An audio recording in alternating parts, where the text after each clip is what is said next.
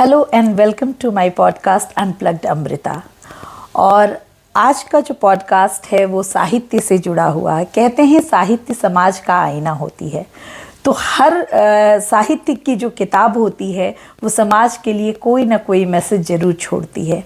और आज इसी से जुड़ा हुआ ये पॉडकास्ट है जिसमें मैं बात करूंगी एक साहित्यकार से जो बिहार की जानी मानी लेखिका भी हैं, शिक्षिका भी रही हैं, और इन्होंने कई ऐसी पुस्तकें लिखी, कई ऐसी कविताएं लिखी जिन्होंने नारी के चरित्र का, जो आज की नारी है उसके चरित्र का भी चित्रण किया है। तो आज के मेरे पॉडकास्ट की जो हमारी गेस्ट हैं, मेहमान हैं, वो हैं डॉक्टर भावना शेखर, जो हमारे साथ आज बात करेंगी साहित्य के ऊपर। तो बहुत बहुत स्वागत है मैम आपका हमारे पॉडकास्ट में, जिसको अनप्लग्ड अमृता के नाम से मैंने शुरू किया है।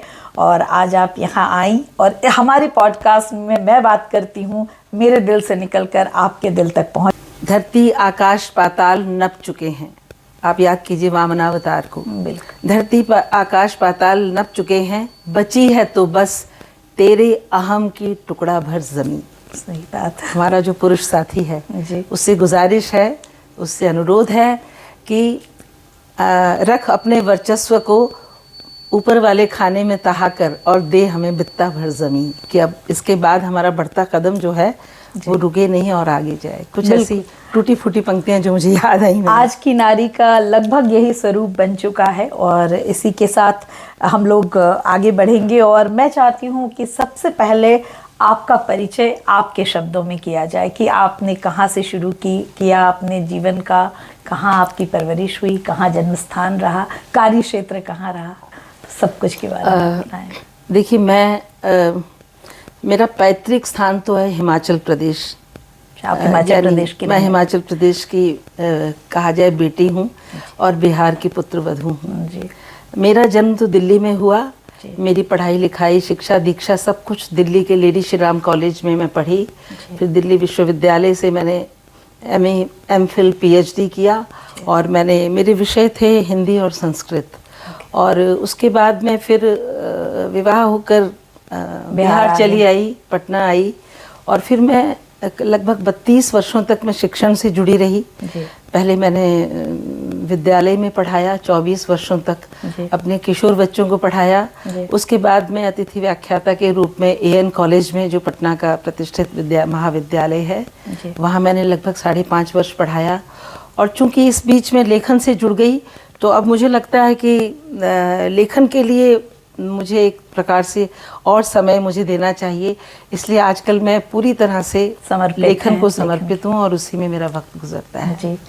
अपने परिवार के बारे में बताएं, आपके पति, आपके बच्चे, मैम उसके बारे में भी ज़रूर बताएं। देखिए, मेरा परिवार तो अभी का परिवार तो पतिदेव मेरे शिक्षा विभाग में उच्च पदाधिकारी थे। वो पटना प्रमंडल के RDD कहते हैं उस पोस्ट को, डायरेक्टर पद से वो सेवानिवृत्त हुए। 2 बच्चे हैं मेरे जी। एक बच्चा मेरा जो है वो लॉ के क्षेत्र से लॉ करके वो अभी भारत सरकार के लिए काम कर रहा है, एक रिसर्च टीम को हेड कर रहा है मिनिस्ट्री ऑफ कॉमर्स के अंडर।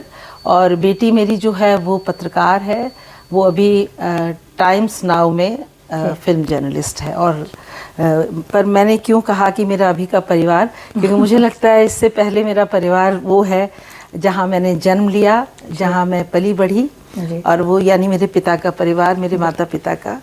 वो चूँकि मैं दिल्ली में पली बढ़ी और मेरे पिता जो थे वो अब तो वो नहीं हैं हमारे साथ, उनके सिर्फ यादें हैं, माँ अभी भी हैं।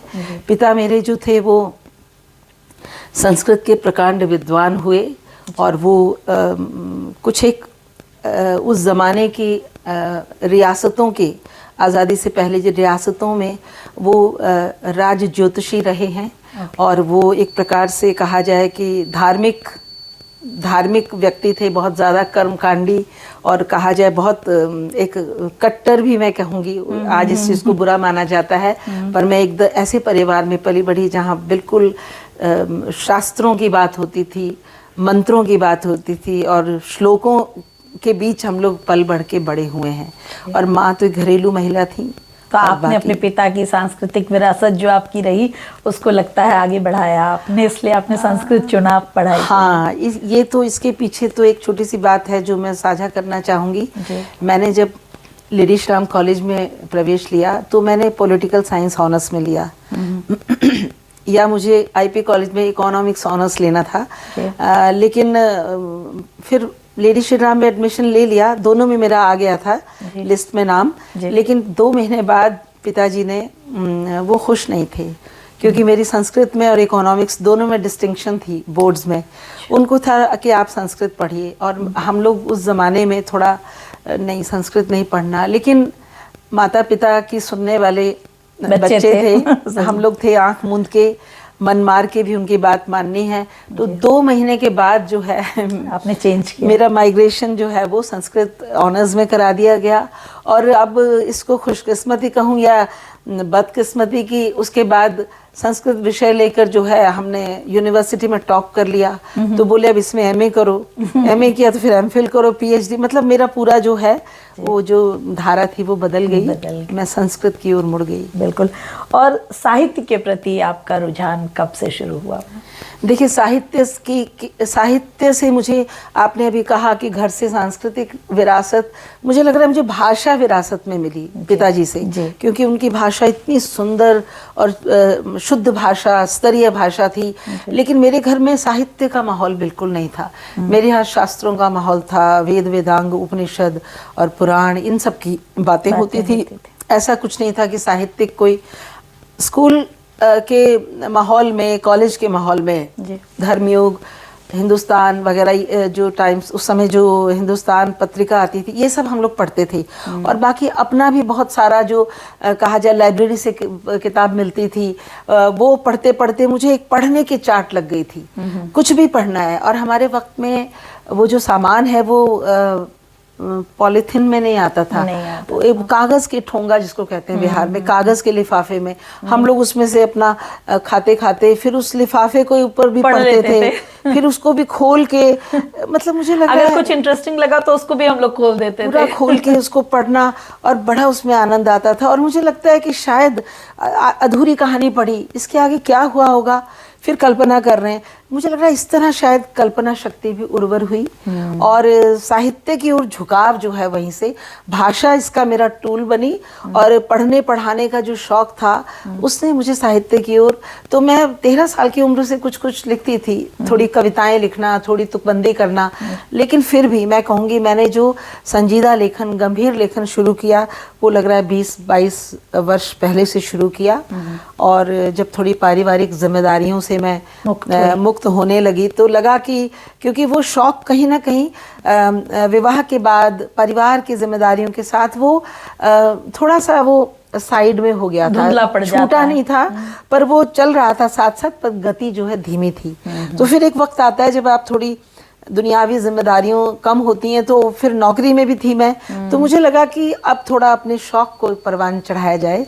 तो फिर कुछ एक ऐसी घटना घटी विशेष जिसके कारण मैं लेखन में गंभीर रूप से आ गई। एक घटना आप जरूर साझा करें मैम, क्योंकि हालांकि वो घटना आपने कई बार किया भी है, लेकिन मैं चाहती हूँ, और मुझे लगता है शायद मेरे जो श्रोता हैं वो इसको काफी बार सुन चुके हैं, लेकिन फिर भी मैं संक्षेप में इतना ही कहूंगी कि मेरी एक सहकर्मी थी, उनको अपने घर के बाहर कूड़े के ढेर पर एक बार एक पॉलिथीन मिला। उस पॉलिथीन में एक बच्ची थी, नवजात बच्ची, और वो उसका मुंह बंधा हुआ था, और वो उसको उठाकर लाई। उसके बाद उसको खोला गया। हम समझ सकते हैं कि वो बच्ची थी, हमारे देश में बच्चियों को ही फेंका जाता है। वो बच्ची अपने प्लेसेंटा से भी जुदा नहीं थी। फिर डॉक्टर को बुलाया, उसका प्राथमिक चिकित्सा की गई, उसको होली फैमिली हॉस्पिटल ले गए। ये सारी घटना उन्होंने सुनाई हम लोगों को ग्रुप में, लेकिन मैं सुन के इतनी उद्वेलित हो गई, इतना मेरा मन जो है, मैं इस मतलब इससे मैं विचलित हुई, मैं इससे निकल नहीं पाई। और घर जाकर पता नहीं क्यों रात को सोने से पहले मैंने इसको लिख डाला, और जब लिख दिया और अगले दिन मैंने अपने कार्य क्षेत्र में अपने कलीग्स के साथ इसको सुनाया, तो वो लोग, मतलब उन लोगों को, वो बहुत इमोशनल हो गई। बोली, भावना तुमने इतना अच्छा लिखा है कि सुनकर मतलब जो है हम लोग एकदम भावुक हो गए, उसको फील कर पा रहे, तो तुम लिखो। मुझे लग रहा है कि वो मेरा पहला एक सीरियस राइटअप था, जो बाद में थोड़ा मैंने उसको ये करके कहानी बनाया, और वो अपरिचित के नाम से आज भी मेरी किताब जुगनी में मौजूद है। और उसके बाद फिर तो मुझे लगा कि एक मतलब सिलसिला जो शुरू हुआ तो आज तक चल रहा है। ये जो आपने शुरुआत करी लिखने की मैम, तो आप मतलब लिखने लगी, जो आपने कहानियां शुरू की, या फिर कविता के प्रति भी आप मतलब आपने शुरुआत की कि कविता भी लिखनी चाहिए? मैं बता दूं अमृता जी, हर बड़ा राइटर, छोटा राइटर सबसे पहले कवि होता है, क्योंकि कविता जो है ना वो मन में अपने आप फूटती है और कहानी को गढ़ना पड़ता है। जैसे आप एक भवन बनाते हैं, उसका नक्शा बनाते हैं, तो उसको बाकायदा आपको एक उसकी योजना बनानी पड़ती है। लेकिन कविता जो है ना, जिसके भीतर बीज रहेगा, और वो बीज मत पूछिए, वो ईश्वर प्रदत्त होता है। वो मुझे लग रहा है हर किसी में नहीं होता, ये ईश्वर की सौगात है। जैसे मैं एक सीधी लकीर भी नहीं खींच सकती, और एक से एक बड़े चित्रकार हैं जो बिल्कुल खूबसूरत चित्र बनाते हैं, तो ये किसी किसी में बीज होता है। तो शायद मुझ में लेखन का कहीं बीज था, और बस वो आपने कुछ देखा और कविता फूट पड़ी। और इस तरह से मुझे लग रहा है कविता से ही शुरुआत हुई। मन खुश हुआ तो कुछ कविता, दुखी हुआ तो कविता, या आज कोई ऐसा दृश्य देख लिया, आप स्कूल से लौटते हुए आपने देखा, वो मुझे याद है, मैं पुरानी दिल्ली में पली हूँ, वहाँ मेरा जन्म हुआ। वो ठेले के ऊपर पिरामिड का ढेर लगा है, नान खताई का, या एक बूढ़ी औरत बैठी है कटोरा लेकर भीख मांग रही है। तो ये सारे जो चित्र थे ना, ये कहीं ना कहीं अंकित हो जाते थे, जैसे दिमाग में कंप्यूटराइज हो गए। कुछ पंक्तियां अपने आप फूटती हैं। तो मैं कहती हूँ कविता से ही मैंने शुरू किया, लेकिन कहानी तो मुझे लग रहा है मैंने अपरिचित लिखी। उसके बाद फिर एक मुझे किसी ने कहा कि भाई 5 से 10 उम्र के ग्रुप के लिए, 10 से 15 के लिए कहानियों की कोई राष्ट्रीय स्तर पे प्रतियोगिता हुई। उसमें कहानी किसी ने कहा भाई ये आई है, आप भेज दीजिए, भेज दी।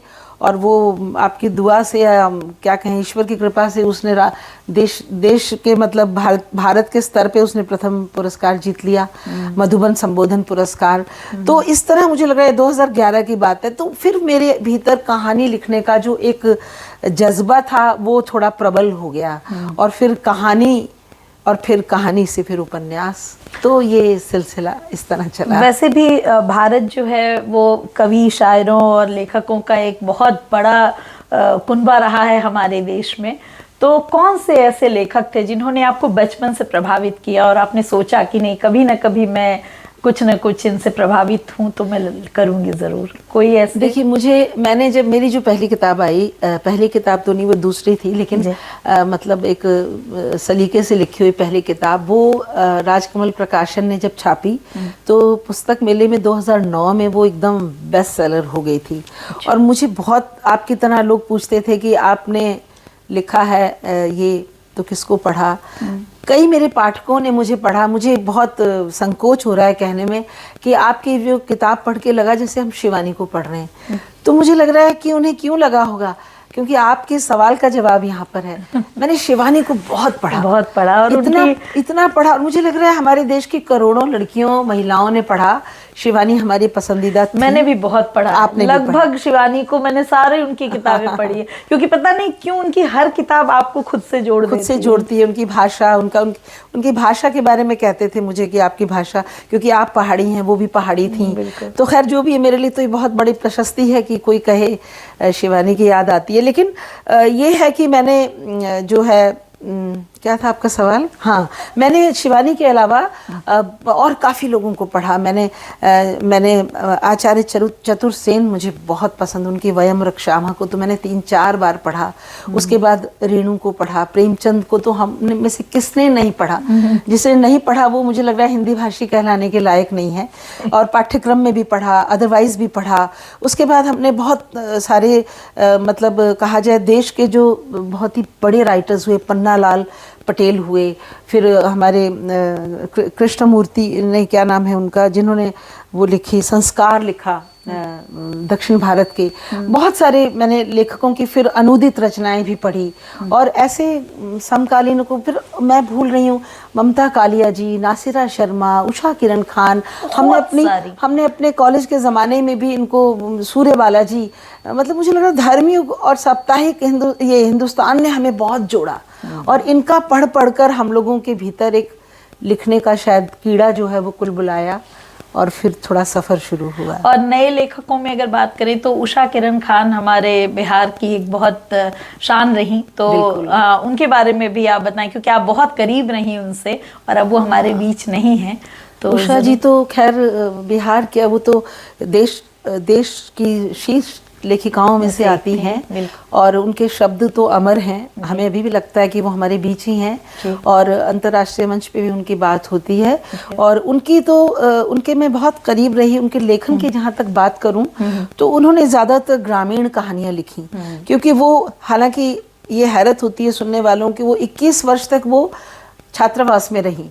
वो अपने गांव से निकलकर छात्रावास में जीवन गुजारा, लेकिन वो अपनी मिट्टी से जो उनका जुड़ाव था, मैं कहूँगी वो रेणु और प्रेमचंद दोनों के, मतलब उसकी वो धारा की वो लेखिका थी। उन्होंने जो भी ग्राम्य समस्याएं थी, जो भी कोसी का जो बाढ़ का क्षेत्र था, उस पर उन्होंने बहुत लिखा। उन्होंने महिला लेखिकाओं में, महिला किरदारों पे बहुत लिखा, और उनकी तो कहानियाँ बहुत ही हमारी पसंदीदा कहानियाँ हैं। उनकी वो जो है एक दूब धान पर तो नाटक उनकी बेटी कर चुकी हैं, सैकड़ों शो कर चुकी हैं हिंदुस्तान में। तो उषा किरण खान जी तो हैं ही, वो तो हमारी वरिष्ठ हैं, लेकिन अभी के लेखकों में, अभी के आप कहिए तो बहुत कुछ लोग नाम बताना चाहेंगे? बहुत लोग, जिनसे आप बहुत प्रभावित हैं? नहीं, अभी बहुत भी प्रभावित मैं सबसे हूँ जो मेरी समकालीन है, और जो मुझसे बाद में 10 बरस बाद की हैं, वो भी बहुत अच्छा लिख रही हैं। देखिए, सिनी वाली एक हमारी अभी बिल्कुल नई लेखिका हैं, कुछ एक किताबें लिख चुकी हैं, सिनी वाली हैं। उसके बाद में वंदना वाजपेयी हैं, रश्मि रवीजा, अभी उनका निधन हो गया। बहुत अच्छा, बहुत सारे नाम में अभी हाल ही में उनका निधन हुआ। हाँ, उनका निधन हुआ। और बहुत है लिखने वाली, मतलब मैं कहीं नाम 2-4 इस समय भूलूंगी तो मुझे उनसे नाराजगी झेलनी होगी। प्रभात रंजन है, वो लिख रहे हैं। उसके बाद में बहुत सारे हैं, मैं मतलब इस समय सबका नाम लेना संभव भी नहीं हो पाता। इस समय हमारे अवधेश प्रीत हैं, संतोष दीक्षित हैं, शिवदयाल जी बहुत गंभीर राइटर हैं। हमारे बिहार में पूनम सिन्हा हैं। उसके बाद बहुत सारे हैं, मतलब मुझे लग रहा है एक लंबी फहरिस्त है। और इस समय काफ़ी धड़ल्ले से, और महिलाएं बहुत लिख रही हैं। महिलाएं बहुत, हमारे लिए ये बहुत खुशी की बात है। और मुझे ऐसा लगता है मैम कि जो भी लेखक हैं, शायर हैं, कवि हैं, वो समाज का आईना, समाज को आईना दिखाते हैं, हर क्षेत्र में आईना दिखाते हैं। तो जो पहले के लेखक रहे हैं, उन्होंने तो कई बार तो क्रांति आ गई है लेखकों के लिखने से। तो पहले के लेखन और आज के लेखन में आप क्या अंतर महसूस करते हैं? क्या वो क्रांति की लहर अभी भी दिखती है लेखकों के लिखने से, या थोड़ी धुंधली पड़ी है? देखिए, अंतर तो आज आपके 2 बच्चों में भी अगर 5 वर्ष का अंतर है तो जनरेशन गैप है। और मुझे लग रहा है हर साहित्यकार अपने समय को लिखता है। प्रेमचंद जी ने अपने समय को लिखा, कृष्णा सोबती जी ने अपने समय को लिखा, भारत पाकिस्तान के पार्टीशन पे बहुत कुछ लिखा, अमृता प्रीतम, तो सब ने अपने समय की, जैसे उषा जी ने कोसी बाढ़ को लिखा, मेरा अभी एक उपन्यास आया अथ हवेली कथा, मैंने पुरानी दिल्ली की संस्कृति है उसको लिखा। आपने जो फील किया। हाँ, तो मुझे लग रहा है फील के अलावा जो अपने अनुभव रहे, अपने भोगा हुआ जो अनुभव है वो भी लिखता है लेखक, और सुनी हुई बातें भी लिखता है। तो मुझे लग रहा है सबसे बड़ा जो अंतर आपने कहा वो ये आया कि जैसे प्रेमचंद के या रेणु के ज़माने से या नागार्जुन के ज़माने से आज वक्त कहाँ पहुँचा है। 90 के दशक के बाद जो हमारे देश में ग्लोबलाइजेशन दुनिया भर में हुआ, भूमंडलीकरण, व्यावसायिक दौर आ गया, तो लोगों के मायने, लाइफ की वैल्यूज़ बदल गई, जीवन के मूल्य बदले, तो लेखन के विषय भी बदले। स्त्रियां पहले प्रेम पर लिखती थीं, अपनी पीड़ा को लिखती थीं, आज वो प्रतिरोध पे लिख रही हैं, आज वो विरोध पर लिख रही हैं, क्योंकि आज वो सर उठा रही हैं, आज उनको वो सशक्त हैं, वो स्वावलंबी हैं, तो उनमें वो कहने का साहस है। तो ये एक तो विषय बदले, भाषा बदली, बिल्कुल भाषा बदली। आज देखिए नई हिंदी आ गई है। नई हिंदी में बिल्कुल कहते हैं जैसे आम 2 लोग गुमटी पर या नुक्कड़ पर दो युवा बात कर रहे हैं, वो बोलचाल भी लिखने लगे तो ये देखिए, ये पुराने हमारे, आज अगर हमारे दिग्गज जो साहित्यकार वो शायद नाराज होते, मैं भी, मेरी भी अपनी निजी राय में मैं बहुत खुश नहीं होती कि भाषा का उससे बहुत संस्कार जो है खराब भी हो रहा है, मेरी दृष्टि में, मेरी निजी राय है। तो भाषा बदली, विषय बदले, उसके बाद में तकनीक आ गई। अब देखिए आजकल फेसबुक पे लिखा जा रहा है, किंडल पे किताबें आ गई हैं, ब्लॉग्स बना के लोग लिख रहे हैं, तो तकनीकी परिवर्तन आया, तकनीक के कारण, भाषा के कारण, विषयों के कारण। और दूसरा एक जो बड़ी महत्वपूर्ण बात है, आपने कहा ना समाज का आईना, पहले के जो साहित्यकार थे वो समस्या, सामाजिक सरोकार लिखकर उसके समाधान देते थे। आज समाधान नहीं दिए जा रहे। बिल्कुल बिल्कुल, एकदम। और इसलिए नहीं दिए जा रहे कि हमारे जो, देखिए आजकल कोई भी प्रवचन नहीं सुनना चाहता है। बिल्कुल। इसलिए साहित्य आज गुरु के बजाय दोस्त की भूमिका में आ गया है, और बस वो प्रश्न छोड़ देता है। और कई कहानियों की तो ब्लाइंड एंड होते हैं कि आपको जो लगता है आप कल्पना कीजिए, या समाधान आप खुद ढूंढिए। लेकिन ऐसा नहीं लगता है मैम कि जब आप प्रश्न छोड़ देते हैं तो जो पाठक है वो और भटक जाते हैं, कि उन्हें लगता है कि आखिर अंत कहाँ है। कुछ पाठक अपने नजरिए से अंत ढूंढ लेते हैं, तो कभी कभी गलत भी अंत वो ढूंढ लेते हैं, क्योंकि हर किसी का नजरिया एक होता है, होता नहीं है, तो अलग अलग सोचते हैं। तो मुझे ऐसा लगता है कि जो लेखक हैं उनको अंत तक जरूर पहुंचना चाहिए, ऐसा मुझे लगता है, क्योंकि युवा पीढ़ी पर इसका बहुत अजीब सा असर पड़ रहा है। आप पता नहीं कितना मानती हैं मैम कि आज की जो युवा पीढ़ी है वो साहित्य से बहुत दूर होती जा रही है, मतलब मुझे ऐसा लगता है। वो इंग्लिश लिटरेचर में भी इसका पहले जवाब दे दूं। जो आपने कहा कि जो समाधान नहीं देते हैं, एंड उसका देखिए कारण ये है कि जो लेखन, अब अगर समस्या आप भी देख रहे हैं, हम भी देख रहे हैं, 10 लोग देख रहे हैं, आपने समस्या सामने रख दी, लेकिन यही तो लेखकीय प्रतिभा और उसकी कुशलता है और उसका टैलेंट है कि वो अपने समस्या को समाधान ना दे, पर समस्या को रखने का जो उसका तरीका है, जो सवाल उठाने का तरीका है, वो आपको सोने ना दे, वो आपको कुरेदे, आपको उद्वेलित करे, और आप उसका पॉजिटिव समाधान ढूंढने के लिए मोटिवेट करे। देखिए कहीं ना कहीं वो समाधान साक्षात रूप से ना दे, पर लेखक की जीवन दृष्टि तो रहती है। बिल्कुल, जीवन दृष्टि रहती है, तो पाठक जो है ना वो ले लेता है, उसको जो रिसीव करने योग्य है वो ले लेता है, और जो नहीं है तो वो मनोरंजन के दृष्टि से पढ़ के चल देता है। पढ़ के निकल जाता है। युवा पीढ़ी जो है वो साहित्य में कितना रुचि रखती है अभी के समय में, और क्या वो हिंदी साहित्य से दूर हो रही है और अंग्रेजी साहित्य की तरफ उसका रुझान ज़्यादा है? वो भारत के लेखकों की बजाय बाहर के लेखकों को पढ़ना ज़्यादा पसंद करती है, जिससे वो अपनी संस्कृति के बारे में भी कम जानकारी रखने लगी है, सतही तौर पर वो जानकारी रखती है। तो इसके बारे में आप क्या कहें? देखिए सबसे बड़ी बात तो यह है कि आज हम देख रहे हैं कि वक्त नहीं है। बिल्कुल वक्त नहीं है, मतलब ऐसा लोग कहते हैं, वक्त तो है, 24 घंटे के 20 नहीं हुए हैं, 24 घंटे आज भी हैं। हम लोग 10 घंटे सोते थे, आजकल के बच्चे तो 6 घंटे भी नहीं सोते हैं, क्योंकि वो रात को 2 बजे तक तो सोशल मीडिया पे बैठे होते हैं। तो खैर ये बात नहीं है, बात कहना मतलब ये तो मैंने एक लाइटर मूड में कही। असली बात ये है कि किताब पढ़ने के लिए आपको समय देना पड़ेगा, हर पन्ना उलटना होगा, हर लफ्ज से गुजरना होगा। आजकल बच्चों को देखिए सिनेमा है, वेब सीरीज हैं, बिल्कुल, उसके बाद बहुत सारे ऐसे वीडियो गेम्स हैं, ऐसे मतलब कहा जाए कि तकनीक के कारण उनको सहज सुलभ, उनको हाथ भी नहीं हिलाना पड़े, पन्ना नहीं उनको उलटना पड़ेगा, कान में ये लगाइए और आप सुन लीजिए। लेकिन मुझे लग रहा है कि इसका असर बहुत ज़्यादा पड़ रहा है साहित्य को लेकर, और उलट कर पढ़ना। ज़्यादातर मैंने ये भी सुना है कि हम जब पढ़ते हैं तो नींद आती है, अधिकतर लोग ये कहते हैं, अधिकतर लोग क्योंकि उसमें रुचि नहीं है, उनको फास्ट चाहिए। फिल्म भी है तो फास्ट, गाड़ी भी ड्राइव करना है तो फास्ट। ये फास्ट फूड कल्चर के चलते किताब पढ़ने के तरफ जो गंभीर हमारे वो थे, वो कम हो गए हैं पाठक। और क्योंकि बच्चों में भी आप देखते हैं क्लास में पेशेंस नहीं है, 10 मिनट भी वो बैठ नहीं सकते हैं। वो आप क्लास में पढ़ाने वाली शिक्षक के लिए आज इतना मुश्किल है बच्चों को 40 मिनट के उस पीरियड में उनको शांत के रखना, क्योंकि वो इतना ज्यादा चंचल है उनका मन। एक तो ये बात है। दूसरी बात है कि देखिए हिंदी भाषा की जहाँ तक बात है, आपने कहा वो अंग्रेजी किताबें पढ़ते हैं, हिंदी को तो शुरू से सौतेला व्यवहार हुआ है, हमेशा। राष्ट्रभाषा नहीं बनने दिया गया। उस समय का जो पॉलिटिकल एक जो सिनेरियो था, उसमें जो राजनीतिक विद्वेषी थे, उन्होंने इसको नहीं बनने दिया। अगर ये राष्ट्रभाषा बन जाती तो हर बच्चा हमारा विवश हो जाता इसको पढ़ने के लिए, विलिंगली और अनविलिंगली। Exactly. चाह के या ना चाह के, तो जब बिना चाहे हम कुछ काम करते हैं तो उसका संस्कार बनता है। लेकिन जब आपको चॉइस दे दी जाती है, आप इसको ऑप्ट कर सकते हैं, नहीं कर सकते हैं, तो ठीक है, हम नहीं करेंगे। और हिंदी तो हम बोलते ही हैं घर में, हिंदी को क्या, हिंदी को एक भाषा के रूप में, एक विषय के रूप में पेरेंट्स ने भी बहुत ज्यादा उत्साहित नहीं किया बच्चों को। उन्होंने तो, मुझे तो लगता है आज के पेरेंट्स तो डिमोटिवेट कर रहे हैं। वो कहते हैं इंग्लिश पढ़ लो, इंग्लिश में बात करो, इंग्लिश, और वो हिंदी को कहीं ना कहीं इग्नोर करवा रहे हैं, जिससे कि बच्चों में बिल्कुल इंटरेस्ट नहीं रहा। एक तो घर से नहीं मिल रहा माहौल।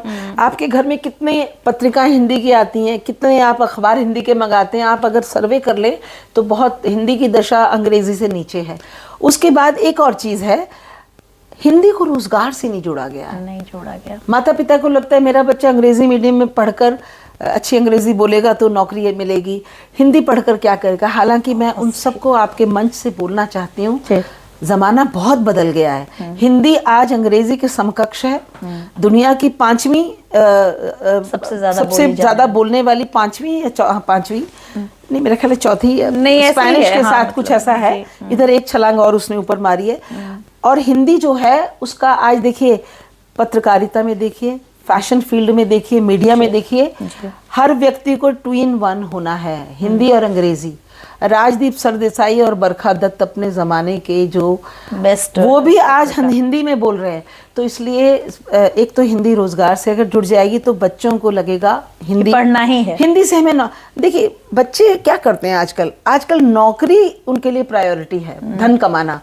और अगर हिंदी को सरकार इतना, नई शिक्षा नीति में बहुत कुछ आया है, तो रोजगार से जुड़ जाएगी, तो माता पिता भी उनको उत्साहित करेंगे कि हिंदी लो। तो मुझे लग रहा है ये अच्छा। एक और सवाल इसके साथ जुड़ा है कि बच्चे आजकल, जो आपने एक बड़ी अच्छी बात कही कि वो किताब के पन्ने नहीं उलटते हैं, तो और हमारा समाज भी उनको किताब पढ़ने के लिए कम उत्साहित कर रहा है।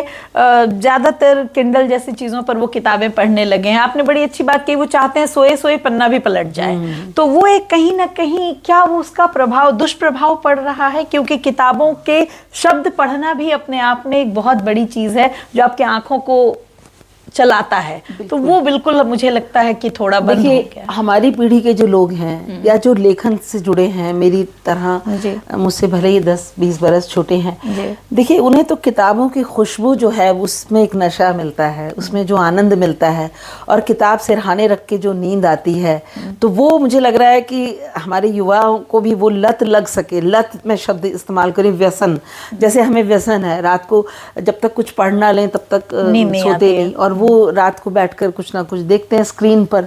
तो सवाल ये है कि आंखों के लिए भी स्क्रीन टाइम कम हो, किताबों पे ज़्यादा हो तो बेहतर है। लेकिन अब घर में भी थोड़ा है, अनुशासन की भी देखिए कमी है। और मुझे लग रहा है ये हर परिवार और हर व्यक्ति पर ये डिपेंड करता है कि वो किस माहौल में पल रहा है। बच्चे छात्रावास में पल रहे हैं, उनके ऊपर कोई बड़े जो हैं वो मार्गदर्शक नहीं है, इसलिए बचपन से ही अगर उनको किताब पढ़ने की आदत, जैसे हमारे घर में मुझे याद है मेरे पिताजी हमको सुबह 5 बजे उठकर कड़कड़ाती दिल्ली की ठंड में रज़ाई में दुबके हैं, लेकिन ब्रह्म मुहूर्त है इसमें पढ़िए। और उस समय याद होता है, और हमारे पेरेंट्स कहते थे। और दूसरा जो आपने कही बात, ये सही बात है, किताब का पढ़ा हुआ जो है वो दिमाग में पूरा जीवन अंकित हो जाता है। लेकिन आप इसमें जो पढ़ते हैं और एक उंगली से आप जो लैपटॉप पर उलट देते हैं, तो वो कहीं ना कहीं उतना टिकता नहीं है, ज़्यादा टिकाऊ नहीं है वो। फिर भी मुझे लगता है कि एक वक्त आ रहा है कि किताबें खूब वापस अपनी दुनिया में आ रही हैं, क्योंकि देखिए हर चीज़ जो है एक लेवल तक जाता है। अगर कोई चीज़ का पतन भी हो तो हर तूफान के बाद फिर दोबारा से एक पुनर्निर्माण होता है। तो हम तो यही कहेंगे कि नहीं, दोबारा से माता पिता में ये चीज़ आ रही है कि हिंदी भी पढ़ाएं, वैल्यूज़ भी दें, घर में माहौल भी थोड़ा सा ये हो हमारा जो भारतीय संस्कृति वाला, तो वो सब होगा तो धीरे धीरे जो है मुझे लग रहा है किताबों का भी चलन वापस पड़ेगा। बिल्कुल बिल्कुल। साहित्य और साहित्यकार अक्सर क्रांतिकारी माने जाते हैं। उन्होंने अपनी लेखनी से हमेशा समाज की कुरीतियों को दूर करने का प्रयास किया है। तो और आपको उसमें से कोई ऐसी चीज, जब चूंकि आप भी लेखिका बनी, आपने भी साहित्य को इतने करीब से देखा, तो क्या वाकई में उनमें ये क्षमता होती है? और क्या आपने अपने जीवन में कभी कोई ऐसी समाज की रूढ़िवादी कुरीति को दूर करने का प्रयास किया अपने पारिवारिक जीवन में, जो मैंने कहीं आपसे बात में या आपके फेसबुक पोस्ट पर एक बार पढ़ा था कि, तो मैं चाहती हूँ कि आप जरूर साझा करें कि क्या ये बात सही है? देखिए, सबसे पहली बात तो है, साहित्यकार जो है ना, मतलब मैं कहूँगी समाज सुधारक नहीं होता। वो समाज सुधारक नहीं होता है, वो केवल पाठकों के हृदय में सोए हुए अच्छे विचारों को, गुणों को जगाने का सिर्फ काम करता है। जैसे एक अंधेरे में कोई चीज़ पड़ी है, उस पर टॉर्च फेंक दी, वो चीज़ दिख गई, उसके बाद जो है पाठक जो है खुद ब खुद उसके विचार बदलते हैं। कहते हैं ना, जो काम तलवार जो है वो उससे आप नहीं कर सकते, कलम की नोक जो है वो तलवार से ज़्यादा तीखी होती है। तो आप हृदय परिवर्तन तो कर सकते हैं, लेकिन आप अगर हृदय परिवर्तन के उद्देश्य से कुछ लिख रहे हैं, तो मुझे लग रहा है कि ज़्यादातर लेखक आज के ज़माने में वो अपने जो उनको लिखना चाहते हैं, जो चीज़ें उन्हें परेशान करती है, एक द्वंद्व होता है, कोई लेखक क्यों लिखता है। आज मैं कहीं से गुजरी, मैंने कोई ऐसी चीज़ देखी जो मुझे नागवार गुजरी, जो एक शहरी होने के नाते मुझे लगी कुछ संवैधानिक नहीं है, या कोई चीज़ कहीं अत्याचार, तो वो चीज़ से मैं उद्वेलित हुई, तो मैं कुछ लिख डालूंगी। लेकिन मैं ये नहीं रखूंगी मैं कोई कि भाई उससे समाज में परिवर्तन आएगा, नहीं, ये मेरे पाठकों के हृदय पर निर्भर करता है। लेकिन हाँ, मैं कुछ चाहूँगी तो मैं बदलूंगी। जैसे आपने पूछा कि आपने कुछ किया, तो मेरी ज़िंदगी में तो मैं, देखिए, ताउम्र मैं एक शिक्षिका रही, और मैं आज भी कहूँगी कि मैं एक लेखिका से पहले शिक्षिका हूँ, क्योंकि 32 वर्षों से तक मैंने पढ़ाने का काम किया। और मैं कहीं भी कुछ देखती हूँ ना, अनाचार, अत्याचार, अन्याय, मैं बीच में कूद पड़ती हूँ। और मुझे कभी कभी घर से ये भी सुनने को मिलता है कि आप इतना वीरांगना मत बनिए, लेकिन मुझे लगता है नहीं, मैं रोक ही नहीं सकती खुद को। मेरी एक टीचर की डायरी आप पढ़िए, उसमें बहुत सारे ऐसे किस्से हैं जब मेरे पास किशोर बच्चियाँ आई अपनी कोई बहुत पर्सनल प्रॉब्लम लेके, जो उन्होंने अपने माता पिता को भी नहीं बताई, स्कूल प्रिंसिपल को नहीं पता, और कोई बच्चा अब्यूज़ हो रहा है, किसी को नहीं पता है। मैं ऐसी चीज़ों में खुद कूद पड़ी, मैंने हस्तक्षेप किया और कोशिश की समाधान निकालने की। लेकिन एक जो बहुत ही अपने परिवार में मैंने मुझे नहीं पता था मैं ये कोई रूढ़ी बदल रही हूँ, बस सहज रूप से मेरे मन में आया और आपने किया।